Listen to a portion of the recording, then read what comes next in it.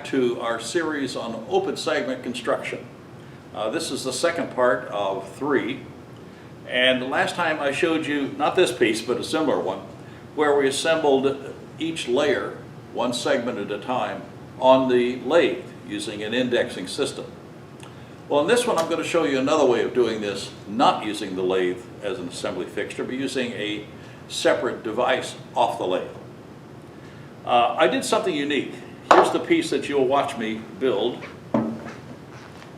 And if you look at this carefully, you'll find that the spacing between the light colored segments is different than between the dark colored segments.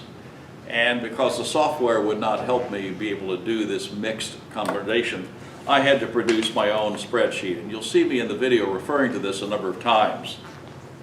So let's go take a look at how I cut and assembled the two halves of this vessel, which we will turn in the next portion of this 3-part series.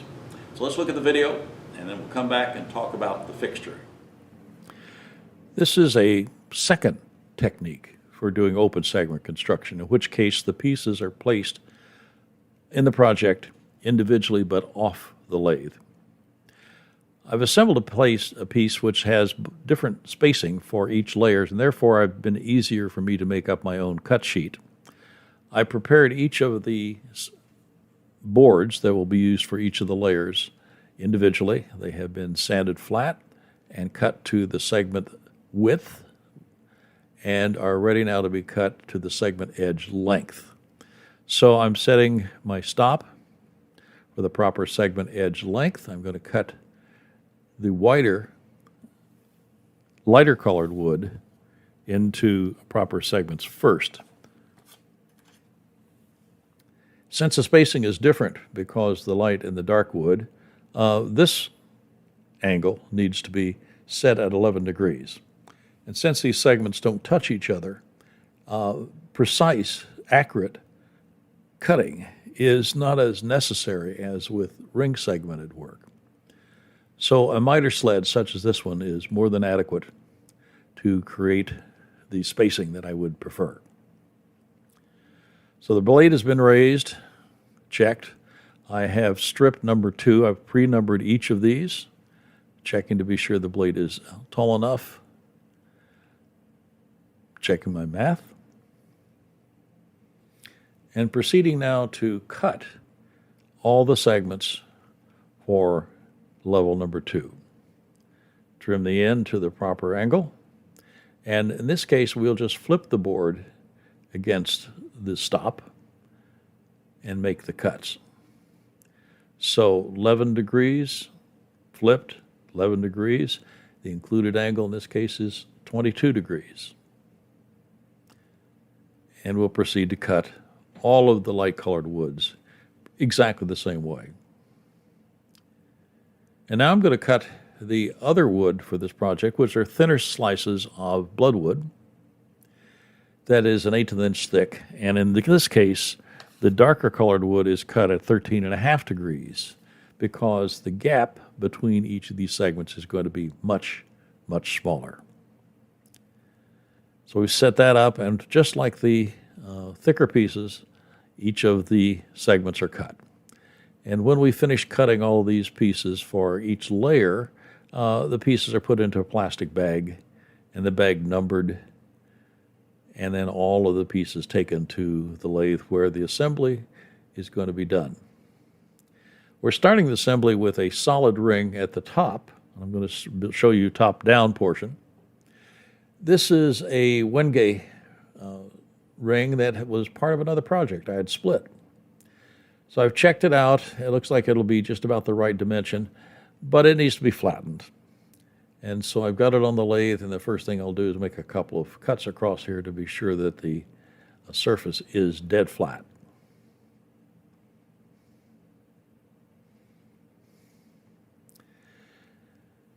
After every level is flattened, I'm going to use a sanding stick to finally true up that layer.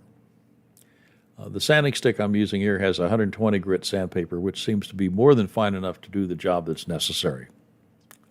So we'll flatten it, and then it'll be ready to start building the project, in this case, top down. Top down to a point in the vessel where the top and bottom sections match with an almost vertical side. So here's the fixture that we're going to use. I call this the Driscoll fixture, but it's a place built around an indexing plate and a fixture that allows us to screw a faceplate onto one surface. The fixture has the indexing plate captured tightly, and the holes I'm going to be using are marked. I've marked 24 holes with a circle and 24, let me correct that. I've marked 12 circles, 12 holes and 12 with a line.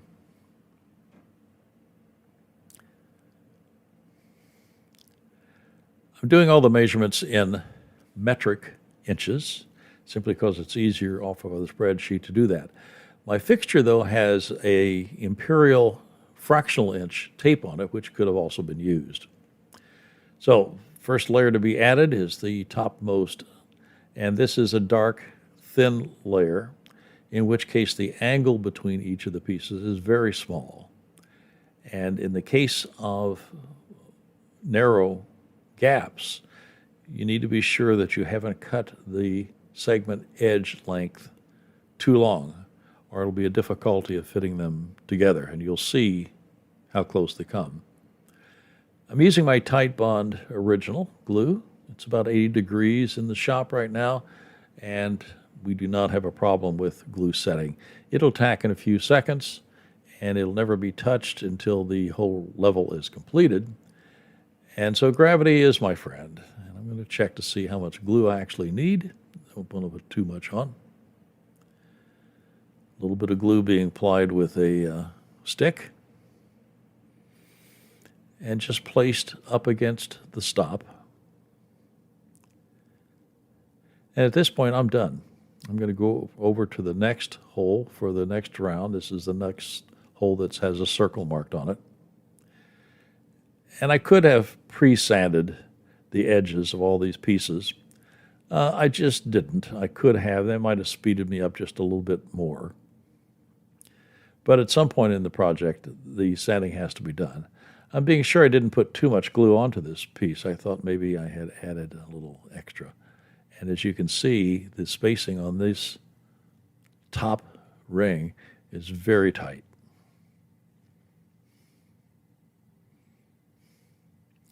Over to the next hole, the next segment, and so on.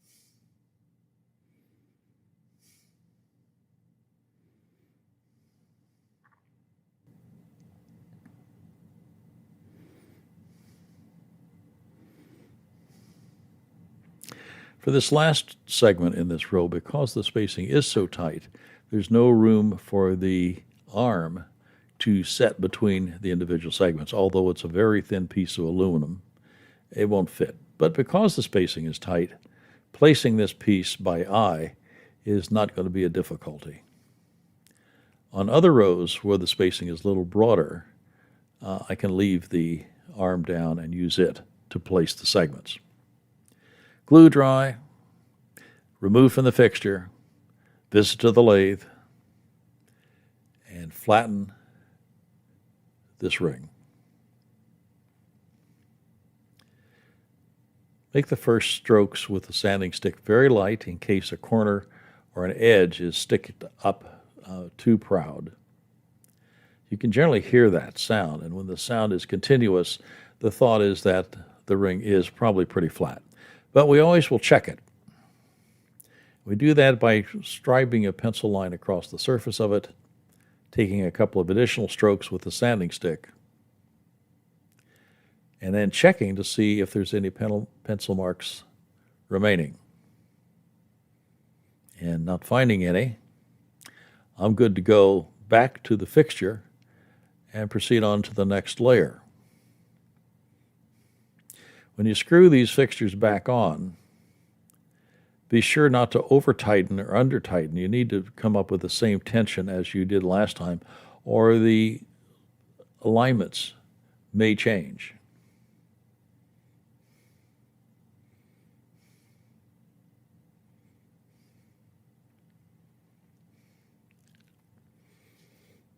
This level is going to be oak. And again, we're checking the radius. I put in my spreadsheet the diameter and then calculated the radius and then printed that also, just to be absolutely certain that I made no errors. Oak is very porous wood, so sanding each of these pieces is very necessary.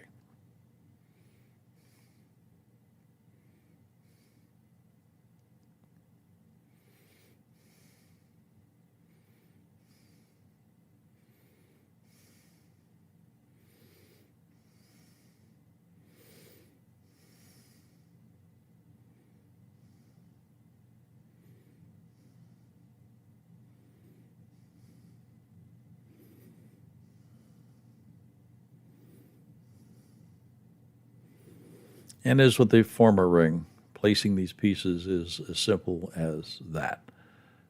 Putting the piece in place, indexing over 1/12 of a circle, sanding, gluing, and placing the next piece. Well, for both top and bottom, the process is exactly the same, and we keep going through it, placing a piece, sanding a piece, gluing it down, and the next, until we get down to that last piece in the circle. And in this case, the last piece is going to be very easy to put back in place because we have the spacing available between the pieces for that arm to sit in place.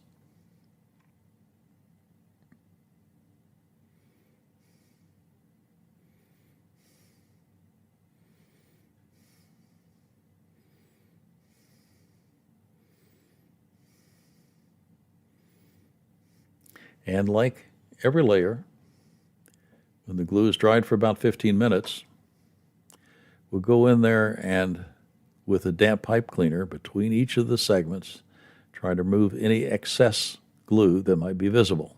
While it dries clear, globs in between here is not going to look very good, so we clean that up. And it's a little easier sometimes with the horizontal setting.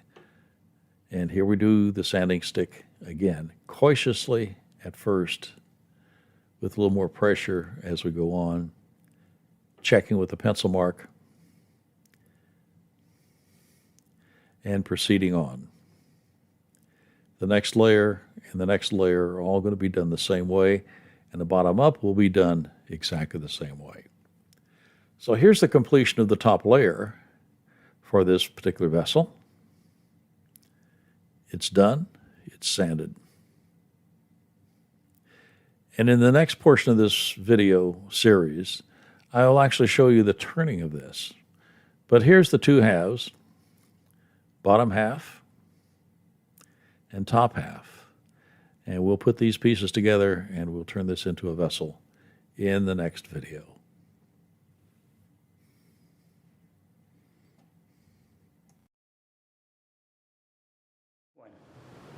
Well, you saw how I cut and put the pieces together using this fixture, which I call the Driscoll fixture, after Jim Driscoll, who was the first one who showed me a version of this many, many years ago. I want to take you through some of the features of this. First thing you saw is this movable arm, which obviously sets on the top of each layer. This arm comes right to the center of rotation so that I'm measuring each segment out at the radius of that level.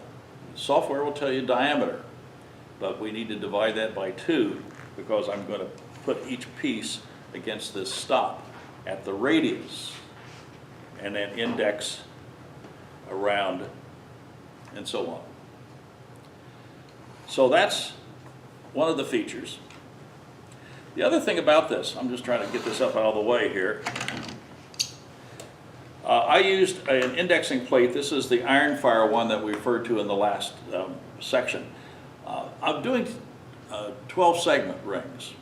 So I marked off with circles on this 96 ring where the dark pieces would go. And then halfway in between with a mark, a line, I marked where the light pieces would go, so I don't have to stop and count as I go. So this works with any indexing plate. Now, when this was first devised, Jim Driscoll made a fixture. I'm just assembling this for a second here. And the way the fixtures he had worked was like this. It had a flat surface that would ride on your bearing here. You drop this on top of it and lock it down with the faceplate. And we can keep this from rotating by simply putting the peg in the hole and holding that. You saw me in the video taking the assembly off, going to the lathe, flattening this surface, and then bringing it back and putting it on here. The difficulty with this, meanwhile, things could slip. Or I could tighten this more or less than I did last time. As a result, indexing might not stay perfect. So I have redesigned Jim's original adapter. First adaptation I did was to simply pull it into two parts and rough the surface up here so that it'll grab these plastic or steel or aluminum plates better. It didn't much help. Here's the fixture I now use. And you'll have to make one of these because there's no source that I'm aware of that manufactures and sells these. So here's a bearing surface. Here's the thread for the faceplates I'm using. This is a 1 1/4 by 8. Sets in here. Indexing plate goes on. And then I have a washer that when screwed down really good and tight will lock this plate into place. And again, we put the pin in the hole. And then when I screw the faceplate on, it comes down to register against this washer. And I take it off, go to the lathe, come back. You still need to be very cautious that when you tighten this faceplate down, that you torque it to about the same amount. We can set the last row on, bring this arm down, and set it back into exactly the same place it was, and then index over the right amount for the next ring.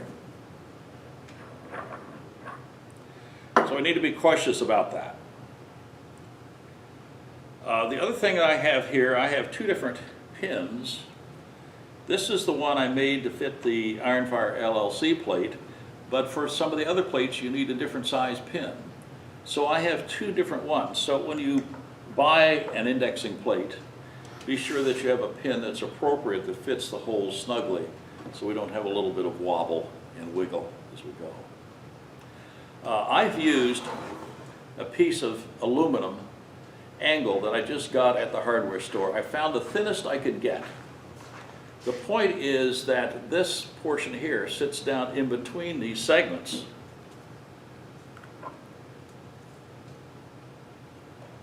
When we're tapping that last piece, we need to have the room to have that clearance. And you saw on one layer, the very first layer I did, the pieces were so close that even this thin amount here was too thick. And I added that last 12th piece by eye. Well, when it's that tight, you can't possibly get it too far off. So, a Driscoll fixture, which I built, first thing I did was to drill this hole, which fits this. And then this arm was constructed so that this corner right here lands perfectly with the center of rotation. And that's important. And everything else is pretty simple. So you'll have to have one of these devices or make one of these devices. And you saw me last week in the last video at the lathe, and I needed to add a spacer like this to the headstock of the lathe before I mounted the indexing plate. The reason is there was a recess behind the threads on my lathe that would have allowed the indexing plate to drop down in here and not align perfectly. So this went onto the headstock.